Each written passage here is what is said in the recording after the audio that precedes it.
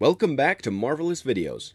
I'm Rylan, and today we'll be revisiting 10 of the strongest characters on G.I. Joe. From the epic rivalry of Storm Shadow and Snake Eyes, to the dedication of fellows like Hawk and Duke, the G.I. Joes are an epic team of real American heroes that every American kid has idolized at least once in their lives. But the G.I. Joe would be incomplete without the existence of their archenemies, and these take the form of the evil organization known as Cobra, led by the Cobra Commander. This may be an assassination attempt. Serpentor must stay here. We will intercept the intruder. What started off as a toy line took the shape of comics written by Larry Hama, and then culminated into several cartoons. Larry dedicated 12 years of his life to G.I. Joe and developed intricately detailed characters for his work. However, the comics and the shows have very different character sketches of the most popular characters from both G.I. Joe and Cobra. Therefore, when we make this list of the strongest and most influential characters of the franchise, we have to consider the fact that a character that had immense importance in the comics was played off with a relatively smaller role in the cartoons, and vice versa. Farewell, worm! But since comics came first and remained the original source, we have made this video by paying more homage to the comics than the cartoons. You run! In this video, we'll be exploring 10 thrilling characters based on the popular opinion of the Marvelous Videos staff. However, before we get into today's analysis, we have a small request. If you like our content, please support us by subscribing to our channel. This is a small step for you, but for us, it definitely means a lot. Thanks. Now, on with the video. G.I. Joe was ready for us! How dare they anticipate my strategy! Number 1. Cobra Commander. It's rather interesting how the lives and backgrounds of several G.I. Joe characters have been entwined together. Cobra Commander used to be a car salesman before he became a notorious villain that we know him to be today. One day, he learned that his brother, Dan, met with a car accident while driving drunk. Dan had hit the car in which Snake Eye's family was traveling, leading to the deaths of his parents and his twin sister. After this event, Cobra Commander became obsessed with vindicating his brother's accident. Naturally, he took a keen interest and kept a close watch on Snake Eyes, the only surviving member of the family that Dan had accidentally killed. Cobra Commander then hired a mercenary named Firefly to kill Snake Eyes. But seeing that Snake Eyes was more than a match for him, he referred the Cobra Commander to another assassin named Zartan. Zartan infiltrated the Arigashige clan to kill Snake Eyes, but instead killed his mentor, Hard Master. The blame for this assassin went on Storm Shadow.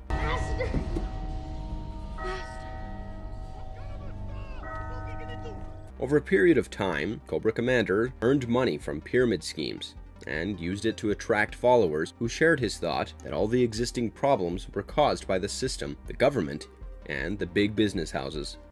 We have a power greater than any in the history of mankind. Interestingly, he had left his wife and took their son Billy with him before starting this arduous journey. Cobra Commander eventually landed up in the economically unstable town of Springfield, where people were disillusioned and living in grave conditions. Now you and your nation will pay for your arrogant refusal to obey me. He manipulated and brainwashed the townsfolk into joining his cause. It was in Springfield that he set up his organization known as Cobra. However, his son Billy had left his father's side to join a secret society that was working against the menace of Cobra. Furthermore, Storm Shadow, who had been looking for the Hard Master's killers, found Cobra Commander and pledged fealty to him. After working as a clandestine organization for a long time, Cobra Commander launched his first grand plan and kidnapped a nuclear physicist, Dr. Adele Burkhart. However, the US government sent G.I. Joe to deal with the situation, and they successfully thwarted his attempts to bring about anarchy.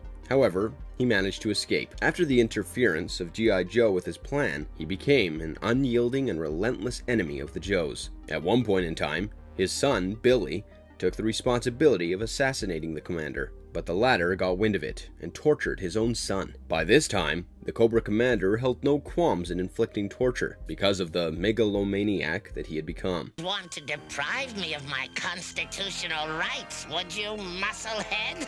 Although not much is known about his personality and history before he became the Cobra Commander, it is certain that this man does not justify himself or his actions by saying that he does what he does for principles or beliefs. He absolutely agrees that he's hungry for power and money. All goods will be exchanged for Cobra currency. And in the quest for gaining power and money, he doesn't hold back. Sometimes he deliberately creates social and political unrest, while at other times he aims to create genetically modified super soldiers. He promises the oppressed and the weak power, money, and a place in society that apparently took everything away from them. This is how he managed to amass an army of loyal followers who don't fear death for the sake of their leader. Great escapes require great risks, Cobra Commander. Hang on! However, he is meticulous and often an expert strategist. There's so much more to learn about this master villain, but we will limit here for the purpose of the video and definitely dive deep in a later story. Go for the underbelly! These things aren't invulnerable after all! Number 2. Duke. Duke is an exceptional leader, and his commands are followed without question. To discard him as simply an enlisted man would be a criminal underestimation of his abilities and traits. He intricately assesses any situation and comes up with quick resolutions for problems at hand. He enlisted with the U.S. Army in 1967 and graduated with flying colors at the U.S. Army Airborne School, also known as Jump School. After his graduation, he studied South Asian dialects and later enlisted with the Green Berets in 1969. He served in Vietnam and did great as a soldier. On one occasion, he saved 34 prisoners of war from a heavily guarded enemy compound. For this feat, he earned himself 2 Bronze Star medals and the Medal of Honor. Furthermore, he served as a senior instructor at 4 Special Force schools. Later, in 1983, he joined the Special Counter-Terrorist Group Delta, and he rose through the ranks to become one of the highest-ranking officers. Distance at all times. Apaches are covering us from overhead. Detail, attention! Fall out, boys. According to Marvel Comics, Duke joined G.I. Joe when the team was at its lowest. Their base of operation and headquarters, the Pit, was destroyed to unfathomable levels, and their commander, General Flagg, had died. As a Joe, he took up field duties and brought the team a grand victory when he helped in capturing Cobra Commander. I'll be waiting for you.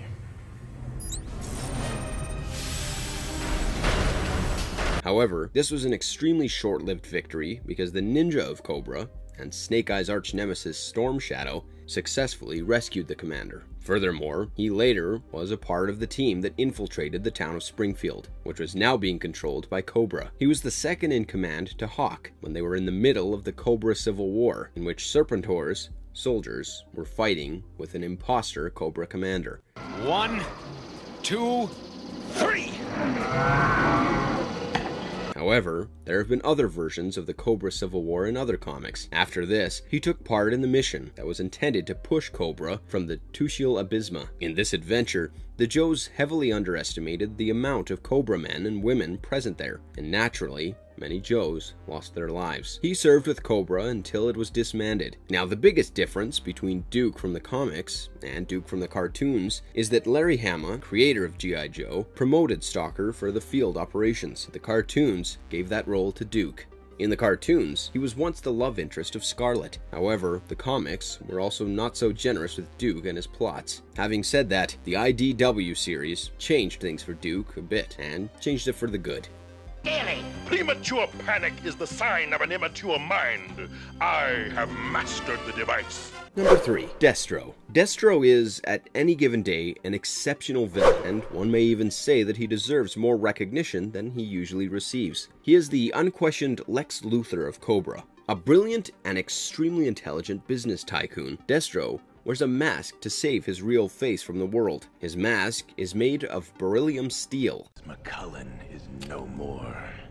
Now, you are Destro. Basically, his job at Cobra is to invent the diabolical doomsday weapons and devices that Cobra uses with the intent of taking over the world. And in return for this indispensable favor, Cobra Commander tolerates whenever Destro scorns or mocks him. As expected from someone who shares many traits with Lex Luthor, he considers himself a man of honor and code. However, the moral code that he is answerable to cannot be understood by anyone apart from himself. Cobra!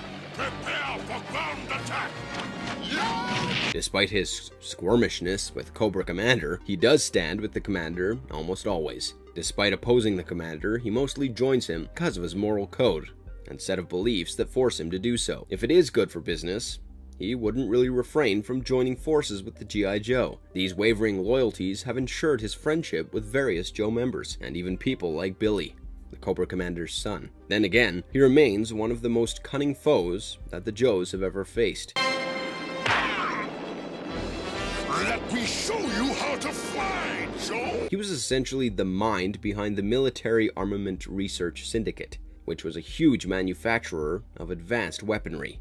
Destro's business gets fueled by provoking unstable countries against each other, and then enticing them to go to war against each other. After he succeeds in these endeavors, he sells weapons to both countries. He believes that war and violence are nothing but a human's truest expression of his most natural state of mind. And I shall assure us of victory by taking full authority over all operations myself. This line of thought originates from a twisted version of Darwin's theory, the survival of the fittest. He also believes that war leads to technological advances. Cobra remains one of his biggest clients, but, as we discussed earlier, he maintains an alliance of convenience with the Joes and treats them as friends for utility. Interestingly enough, the Destro family has been in the business of making weapons for centuries. During the English Civil War, one of his ancestors was apprehended for selling weapons to both fighting parties, and because of this, they forced that man to wear a silver mask. However, none of the sides wanted to kill him because they still wanted his weapons. Eventually, the Destro family considered it a thing of pride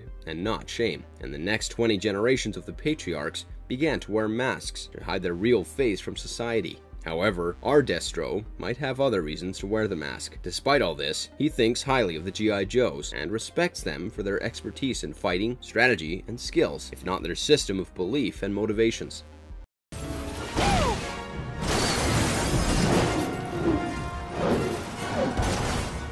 Number 4. Snake Eyes. Before joining G.I. Joe, Snake Eyes was a part of the Long-Range Recon Patrol during the Vietnam War. During his tour, he met Stalker and Storm Shadow, two men who would later play important roles in shaping his life as a Joe. Snake Eyes and Storm Shadow, who at that point knew him as Tommy, grew close as friends, to the extent that Tommy ventured out into a rain of bullets to save Snake Eyes during a Viet Cong ambush. After the episode, Snake Eyes was relieved of duty in Vietnam and sent back home. Snake Eyes came from a close-knit family, and this episode took a major toll on him. However, when he reached the airport, his family didn't show up. At the airport, Lieutenant Hawk would later go on to become the commander. He showed up to inform him that his family died in a car crash because of an intoxicated driver hitting them. This intoxicated man, who also died in the accident, was the brother of Cobra Commander. After this tragic loss, Snake Eyes went to join Storm Shadow, or Tommy, in Japan. There, he became a part of the Aragashige clan that was run by Storm Shadow's uncles, the Hard Master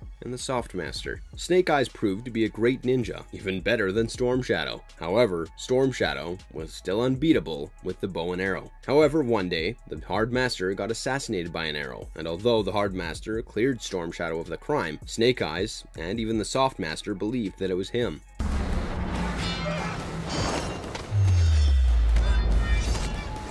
After the Hard Master's death, the Aragashige clan dissolved. Snake Eyes came back to America's High Sierras and started to live in a cabin with a wolf named Timber. Hawk and Stalker, who were putting together a G.I. Joe team, convinced him to come with them, and that is how he became a Joe. At the base, he met Scarlet, who appreciated the fact that Snake Eyes let her win a battle so that her pride could be saved in front of the other cadets. She is totally wooed by him, even though he told her how she reminded him of his sister.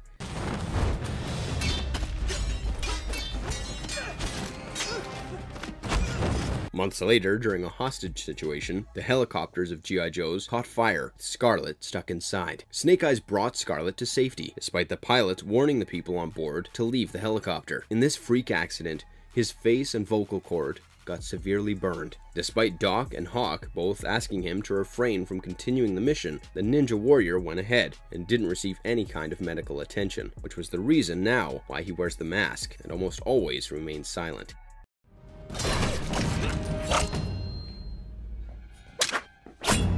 Number 5. Storm Shadow. The story of Thomas R. Aragashige is the tale of both tragedy and heroic feat. Storm Shadow was created by Larry Hama, and he first appeared in Marvel's G.I. Joe, A Real American Hero, issue number 21, back in 1984. His popularity in the comics made him a foundational member of the Cobra Army, and later, the G.I. Joes.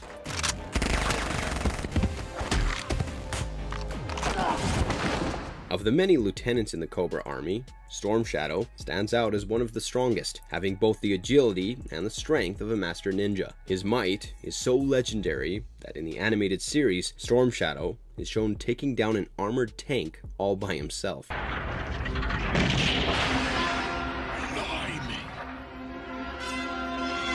Thomas S. Aragashige served in the Long Range Reconnaissance Patrol, the U.S. Army, and was a war veteran from the Vietnam War. He served alongside future Joes like Stalker and Snake Eyes, and was a good friend of the latter. After the events of the Vietnam War, Tommy returned to his family in Japan, a long line of fierce ninja clan called the Aragashige clan. The clan's name later went on to become his alias in the Cobra Army. Arashi means storm in Japanese, and Kage means shadow. Tommy adopted the translation as his new alias. Soon after Storm Shadow's arrival in Japan, Snake Eyes too arrived in Japan following the death of his entire family. Aspiring to learn the ways of a ninja, Storm Shadow studied under his uncle, the Hard Master. Being close to Storm Shadow, Snake Eyes was invited to train and learn alongside of him. The two war buddies were united once again, but only to get separated later. Due to his abilities and resilience, Snake Eyes surpassed Storm Shadow in the clan, and was the favorite of the Hard Master. Eventually, Hard Master chose Snake Eyes as the clan's successor instead of Storm Shadow, which created a rift between the two friends. To make things worse, the Hard Master was then assassinated, and the Soft Master saw Storm Shadow running with a bow in his hand. Initially, the Soft Master thought that Storm Shadow was running after the assassin, but the situation demanded the needle of suspicion be pointed towards Storm Shadow. Following the death of the Hard Master, Storm Shadow fled the clan in search of his uncle's killer, which led him to join Cobra. He quickly rose through the ranks, and soon became his personal guard of Cobra Commander.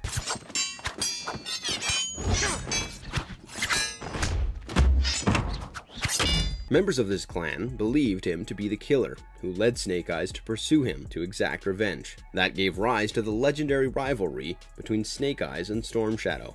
It wasn't until years later that Storm Shadow and Snake Eyes realized that although the Hard Master was killed with an arrow, the modus operandi was using a compound bow fit with a sound amplifying and direct ranging weapon. They deduced from this that it was Zartan who had killed the Hard Master.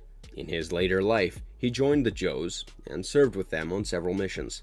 You have saved my unworthy life. The Weather Dominator shall be yours. It's these qualities and anecdotes of Thomas S. Aragashige's Storm Shadow that makes him one of the strongest characters of the series. He will forever remain the most favorite Cobra character of us at Marvelous Videos. G.I. Joe and Cobra battle for the land. I, Zartan, rule the swamp. Number 6. Zartan. Zartan is by far one of the eeriest of operatives that Cobra has ever employed. His ability to alter his look in order to blend in with his surroundings makes him a master of disguise. He uses practical means like makeup and technological means like holograms to achieve these feats. Furthermore, he's an expert ventriloquist, a prolific linguist, and even a master escape artist. Zartan? Where could he? Zartan? Sweet dreams, little man. This makes it almost impossible to get a hold of and even trap his intelligent and cunning man, who is also good at several forms of martial arts. However, he leads a band of bikers who rely on brute force and violence, a trait that is utterly opposite to Zartan's own personality. Created by Larry Hama and introduced in the 25th issue, Zartan can imitate just about anyone, precise vocal and physical likeness. Apart from using makeup and holograms, he also implies hypnosis and illusions. We already discussed that Cobra Commander employed him to assassinate Snake Eyes, but how that exactly happened is what we are about to find out. He was contacted by the future Cobra Commander when Firefly recommended his name. Cell here. No! Take me to the G.I. Joe prison! I demand it! Zartan came to the Aragashige clan by posing as a student, Onihashi, the clan's swordsmith. He used one of Storm Shadow's steel-tipped arrows, killed Storm Shadow's uncle, the Hard Master, instead of Snake Eyes. The mistaken assassination took place because the Hard Master at that point was impersonating Snake Eyes, while teaching him about a secret ninja technique. After the event, Storm Shadow fled from the Aragashige clan, which led to the clan's dissolution. Later, Storm Shadow would join Cobra in his search for the identity of the real assassin. My flush! Hey, it's Zartan! Sometime later, he started to lead the biker band known as the Dreadnoks, which consisted of Ripper, Buzzer, and Torch. In due course of time, he started to expand the Dreadnoks and even recruited his own sister, Zanara, and his brother, Xandar, as well as Thrasher. The last of the recruits were Zanzibar and Monkey Wrench, while Road Pig joined because he wanted to win over Zarana, who served as the second in command. Cobra used Zartan and his Dreadnoks as muscle for hire for missions that either required his skills or those that only needed bronze and no brains. And why not? The Dreadnoks had no finesse. However, this relationship between Zartan and Cobra was usually on and off. In the 48th issue, he was brought to the Pit, the Joe's headquarters and base of operations. However, after his capture, he started to impersonate almost every Joe present at the base, but Sergeant Slaughter called his bluff. Apart from being the killer of the Hardmaster, Zartan is most famous for landing the final blow to Serpentor during the events of the Cobra Civil War, and he shot the Cobra Emperor using his longbow. After the war, he left the side of Cobra and temporarily helped the Joes by telling them a few secrets about Dr. Mindbender, who had been cloned by Cobra Commander. Scarlet to Wild Bill. I read you, Red. We're going to try knockout gas, but stand by. Number 7. Scarlet. Scarlet was one of the earliest members of the G.I. Joe. Her first assignment was to train fresh recruits in hand-to-hand combat. Snake Eyes was a part of one of those training sessions, and he noticed that the recruits were not taking her seriously, possibly because of her gender. The world's largest arms manufacturer. Scarlet. Show some respect. It's Lieutenant O'Hara. So Snake Eyes allowed her to thrash him as a part of the session. She realized that although Snake Eyes was a better fighter than her, he allowed her to win, to save face in front of the others, and to keep her respect and dignity intact. She was very impressed with the gesture, and started to expect more than friendship from him.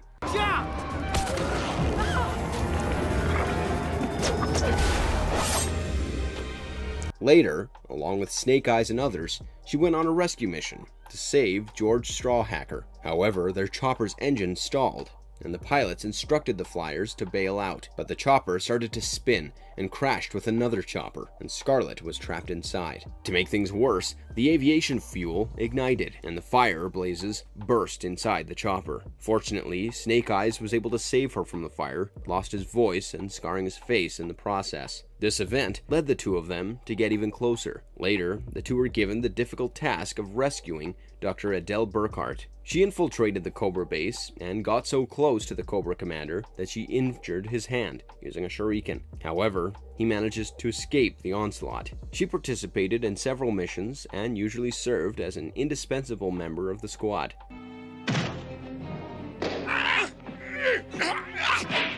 However, at one point in time, she was captured by Cobra and was being kept in Silent Castle. She managed to overpower Storm Shadow and escape with Snake Eyes. She discovered the secrets relating to Storm Shadow and Snake Eyes' past, and also met with the Soft Master to learn more. Much later, she was tasked with pretending as a defector from the Joes to Cobra. During this event, Snake Eyes confronts her, but he had to sink his sword through her in order to keep her cover from being blown. Cease fire! They've had it! Dr. Vandermeer, what happened? Scarlet is a highly talented agent of the Joes. Her family had a long line of black belters, and through them, she earned the gift of martial arts. Eventually, she enlisted herself in the army and served during the Vietnam War, but her real talents remained in intelligence and counterintelligence. Despite her deadly skills and talents, she does have a soft and loving heart, apart from a great sense of humor. The only difference between the Scarlet of the comics and the cartoons is that in the cartoons, she is portrayed as the love interest of Duke rather than Snake Eyes.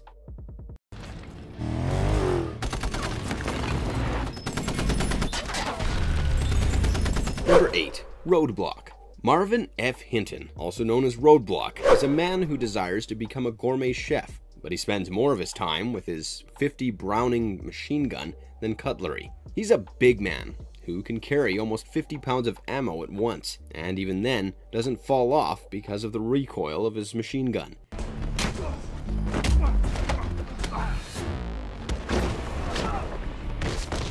Although these facts would scare off even his strongest of opponents, he remains an amiable man and a loved member of the Joe team, often serving as a source of camaraderie. Roadblock was preparing to go to Escoffier School in France by working as a bouncer. However, he got recruited into the army. Funnily enough, he was appalled by the conditions of the army's kitchen and requested a transfer to the infantry unit. Not much is known about Roadblock's past life, however, he was introduced at the funeral of General Flagg.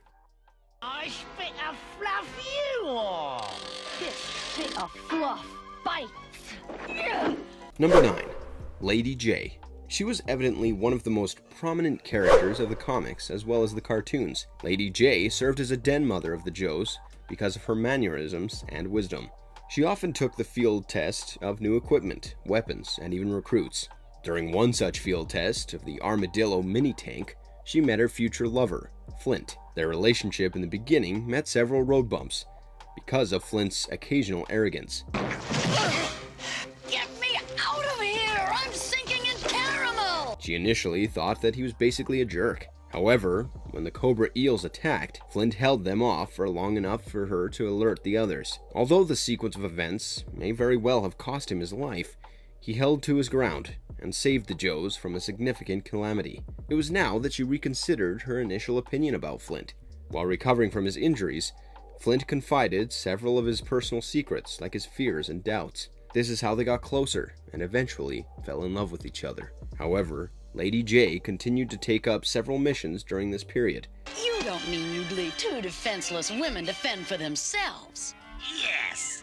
For instance, she was part of the team that assaulted the Cobra-dominated Springfield. After Flint recovered, both of them went to Scotland to help Destro reclaim his castle from someone who was posing as him. In return for the favor, Destro gave them the plans to the Cobra Terror Dome. She was also a gifted linguist and a skilled mimic and actress. One may say that she's the female counterpart for Zartan for the Joes. And also here.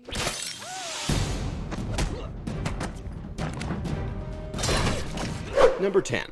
Hawk. The G.I. Joes are incomplete without their founding father. It was General Colton whom President Kennedy first appointed to form and lead an expert fighting force and gave him the title of G.I. Joe, making him the very original G.I. Joe. My name is General Clayton Abernathy. Perhaps you've heard of me, Duke. General Hawk.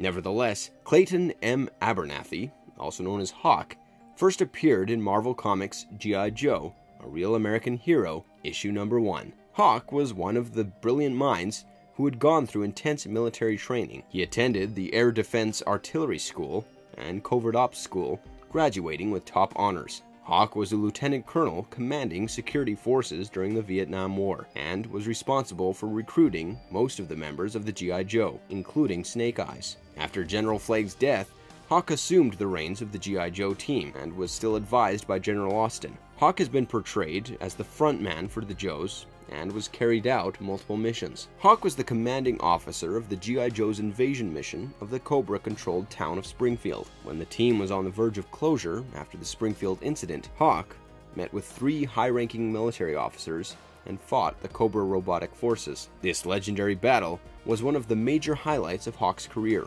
Hawk also led the team through the Cobra Civil War, and fought tooth and nail with Dreadnought Buzzer atop the Thunder Machine. Out of all the battles that Hawk commanded, his greatest battle was the Battle of Benzine, which nearly got him killed, and many other Joes sacrificed their lives in this battle. Following which, Hawk led a personal mission into the Cobra-controlled town of Millville, and fought the Cobra Army in Eastern Europe. Hawk's role as the torchbearer for the G.I. Joes, and his countless contributions and leadership during critical missions, make him one of the strongest characters in the series. We would now like to give our honorable mentions to the Baroness and Gung Ho. However, we have to refrain from detailing them for the purpose of this video. Destro, darling, where are you? Thank you, Destro. But Don't worry, we will include them in the upcoming G.I. Joe video. Stay tuned for it. If you enjoyed today's video, don't forget to send a like and subscribe to our channel if you haven't already. For Marvelous Videos, I'm Rylan. Have a good one, and be safe. We shall meet again, Spirit. We shall meet again.